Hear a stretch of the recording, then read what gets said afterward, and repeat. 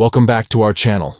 In today's video, we will guide you on how to disable the use of high-priority notifications in WhatsApp groups. So, let's get started. Step 1. Open WhatsApp on your Android device. Step 2. Tap the three dots located at the top right corner of the page. Step 3. From the drop-down menu, select Settings. Step 4. Now tap on Notifications. Step 5. Scroll down and find the option labeled Groups. Tap on it. Step 6. Finally, toggle off the switch that says Use High-Priority Notifications. And there you have it. You've successfully disabled high-priority notifications for WhatsApp groups.